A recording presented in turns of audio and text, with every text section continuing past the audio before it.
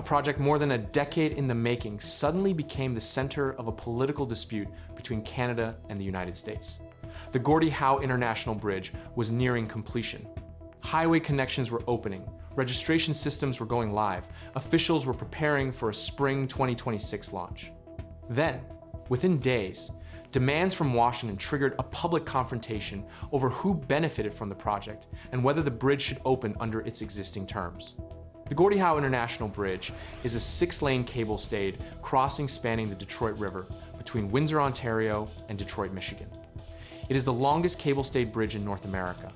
Construction began in 2018 following years of planning, environmental assessment, and legal battles that started when Canada and Michigan signed the foundational binational agreement in 2012. Under that agreement, Canada financed the entire construction cost, the bridge itself, the highway connections on both sides, and the new customs plazas required to process the freight volumes the bridge was designed to handle. Michigan contributed no upfront capital. In exchange, Michigan received joint ownership of the bridge and the right to collect half of all toll revenues once Canada recovers its full construction investment, a recovery timeline estimated at between 30 and 70 years depending on traffic volumes. By early 2026, the project was reaching its finish line. Construction was essentially complete. On May 14th, highway barriers on the Canadian side along Highway 401 were removed, opening the fast lanes leading directly to the Bridge Plaza, a visible, documented milestone confirming the project's operational readiness. The Windsor-Detroit Bridge Authority confirmed a spring 2026 opening. Travelers could already register for breakaway accounts, the bridge's toll pass system, in preparation for the first day of crossings. After more than a decade of construction and billions of dollars of Canadian investment, the opening was weeks away. Then Washington entered the picture. Reports emerged in February 2026 that the Trump administration was linking the bridge's opening to broader trade negotiations. Social media posts from the president demanded fair compensation before the first truck crossed, suggested the United States deserved greater ownership, and implied the existing arrangement was unfair to American interests. The demands surprised political observers on both sides of the border because the project's governance had been established by legally binding agreements that both sides had already executed. Windsor Mayor Drew Dilkins stated publicly that the demands made no sense. He pointed to the 2012 agreements, noted the shared ownership structure already in place, and said that Canada had lived up to every commitment it made when the deal was signed. His response captured the factual core of Canada's entire counter-argument. The arrangement Washington was calling unfair had already given Michigan joint ownership of a $6.4 billion structure without Michigan contributing a single dollar of upfront capital. Canadian media then published fact checks that circulated rapidly and shaped the public debate. The fact checks established 2 points clearly. First, Canada paid for the project. Second, and this is the detail the Trump administration's framing had obscured, Canada does not own the bridge alone. The structure is jointly managed through a binational framework involving both Canadian and American authorities. Michigan already owns half of it.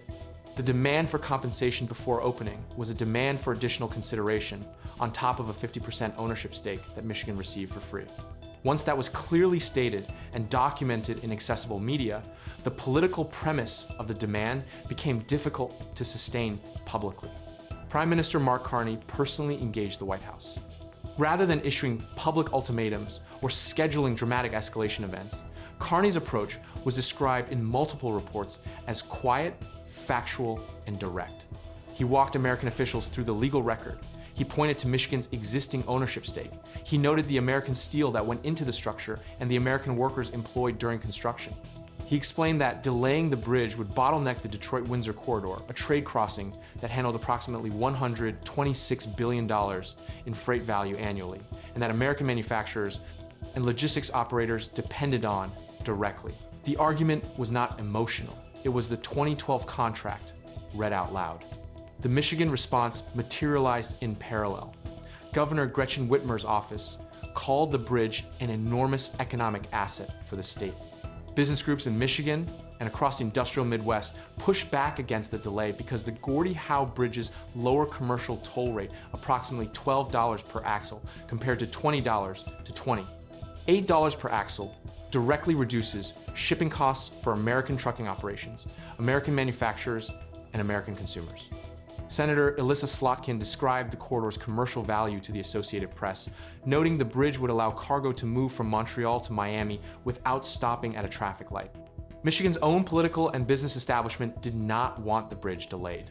That domestic American opposition to Washington's position is what made the 72-hour collapse of the demand politically understandable. The Ambassador Bridge context explains why the commercial argument was so powerful and so immediate.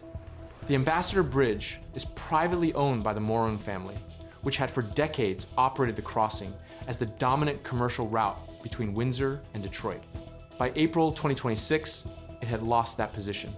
The Blue Water Bridge in Sarnia recorded over 531,000 commercial truck crossings in the first quarter of 2026, compared to 496,000 at the Ambassador.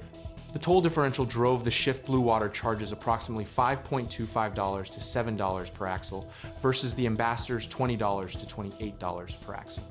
The Gordie Howe Bridge's $12 per axle rate sits between those two competitors, but its direct highway connections to both the Canadian 401 and the American interstate system on the Detroit side give it a speed and reliability advantage that neither existing crossing can match.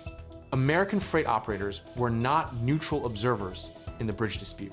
They wanted it open.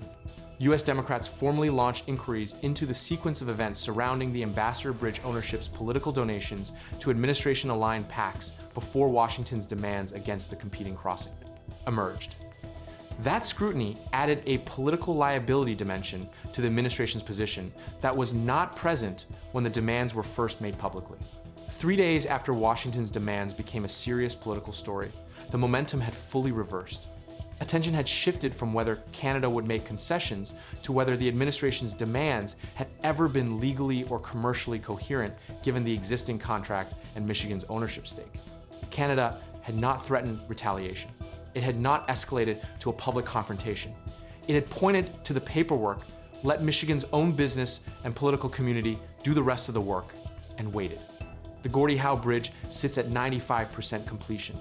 The toll registration system is live. The Highway 4 101 fast lanes are open. The Windsor-Detroit Bridge Authority has confirmed a spring 2026 opening. A $2.5 million community pier, the Beshigoyak Pier, opened in Windsor's Sandwich Town on May 20th, funded by the bridge project and offering residents a direct view of the structure from the waterfront. The bridge did not concede anything to Washington's demands. The 2012 contract was held. The opening remains on schedule. Documentation beat volume. The contract was held. Canada won the fight in 72 hours because it had already won it in 2012. It just needed 3 days to remind Washington of that fact.